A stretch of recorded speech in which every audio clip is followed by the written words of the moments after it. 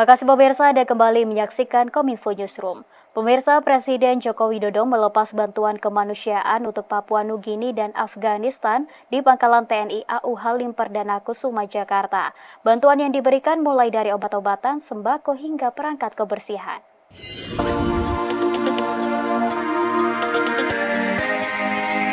Presiden Joko Widodo secara resmi melepas pengiriman bantuan kemanusiaan untuk korban bencana longsor yang terjadi di Papua Nugini dan gempa bumi di Afghanistan. Pelepasan bantuan itu dilakukan di Pangkalan TNI Angkatan Udara Halim Perdana Kusuma, Jakarta. Sementara bantuan kemanusiaan ini akan diterbangkan pada hari ini 9 Juli 2024 pada pukul 24 waktu Indonesia Barat dan masing-masing akan diterima Menteri Luar Negeri Papua Nugini dan Ketua Palang Merah Afghanistan. Adapun bantuan untuk Papua Nugini senilai 18 miliar rupiah yang terdiri dari tenda pengungsian, paket sembako, makanan, obat-obatan, matras, dan alat kebersihan. Sementara untuk Afghanistan sebesar 17,5 miliar rupiah. Sebelumnya tanah longsor telah melanda desa Kaokalam, Provinsi Enga pada 24 Mei 2024 dini hari yang menyebabkan 670 orang meninggal dunia dan 1.250 orang harus mengungsi. Sementara itu gempa bumi berkekuatan magnitudo 6,3 melanda Afghanistan pada Oktober 2023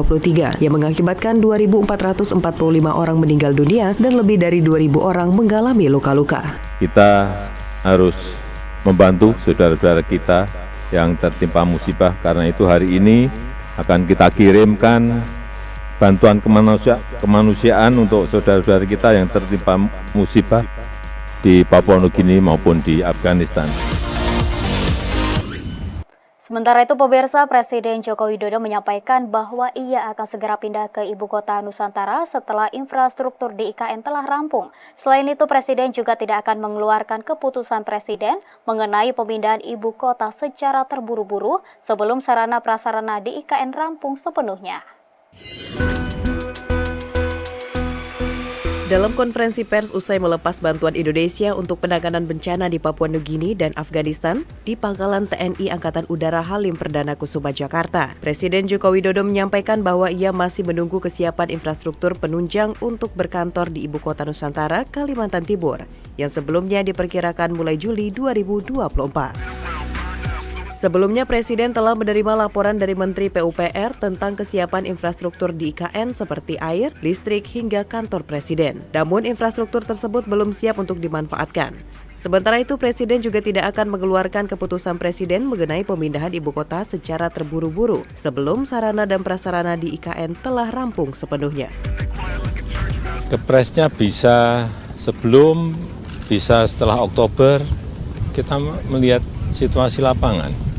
Kita tidak ingin memaksakan sesuatu yang memang belum, jangan dipaksakan.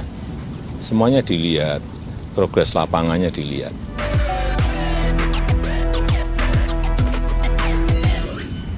Badan Nasional Penanggulangan Terorisme melakukan sosialisasi dan pra-audit standar minimum penanganan di 3 hotel yang ada di Kalimantan Timur dalam rangka mencegah terorisme pada upacara HUT ke-79 di Ibu Kota Nusantara. Selain memberikan pemahaman tentang mengenali ciri-ciri dan indikator adanya terorisme, BNPT juga melakukan pemeriksaan sejumlah variabel seperti dokumen keamanan hingga sistem keamanan.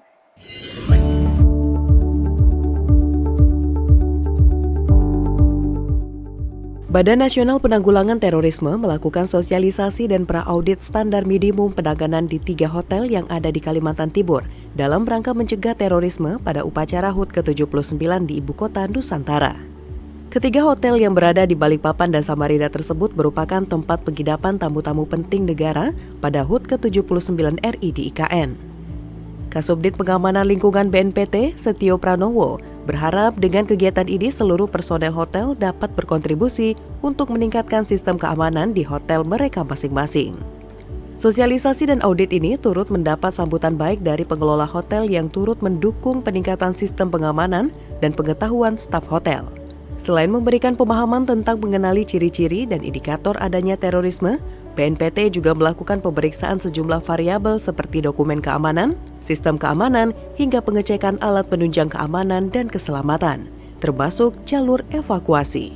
Percayalah Pak, kita hadir di sini nih supaya rencana upacara HUT 17 di IKN ini aman, jadi lancar. Dan kenapa di Novotel? Karena disampaikan Pak Sigit tadi, beliau GM di sini nanti very important person VIP nginep di sini semua. Jadi kita harus bantu sistem keamanannya, terus termasuk screening kepada personil Novotel keseluruhan dari ancaman dari luar dan dari dalam supaya aman dari ancaman radikal teroris. Personil di sini awareness, sadar bagaimana ciri-ciri indikator ancaman terorisme. Pemirsa, pemerintah membentuk Indonesia Quality Tourism Fund dan pada bulan Agustus ini akan dirampungkan dari segi regulasi dengan dana awal pengelolaan sebesar 2 triliun rupiah. Dengan adanya pendanaan ini diharapkan memiliki dampak ekonomi, peningkatan kunjungan wisatawan dan mampu meningkatkan branding Indonesia. Menparekraf Sandiaga Salahuddin Uno dalam keterangan persnya usai mengikuti rapat bersama Presiden Joko Widodo pada Senin 8 Juli 2024 menyebutkan, sesuai dengan arahan Presiden, Indonesia akan membentuk Indonesia Quality Tourism Fund dan pada bulan Agustus ini akan dirampungkan dari segi regulasi dengan dana awal pengelolaan sebesar 2 triliun rupiah. Indonesia Quality Tourism Fund merupakan program pendanaan yang bertujuan untuk mendukung event-event pariwisata yang berpotensi menjadi daya tarik wisata.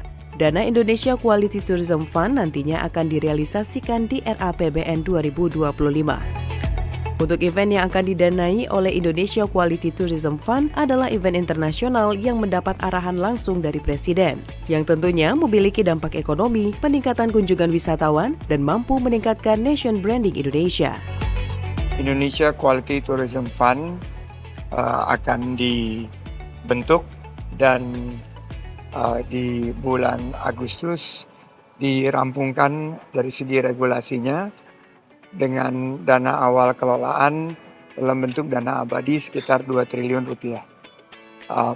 Dana tersebut akan dialokasikan di RAPBN 2025. Karena itu dari sisi pengelolaannya nanti akan dipastikan event-event berkualitas internasional yang memiliki dampak ekonomi, membantu pergerakan wisatawan, dan juga yang akan mampu mengangkat nation branding Indonesia.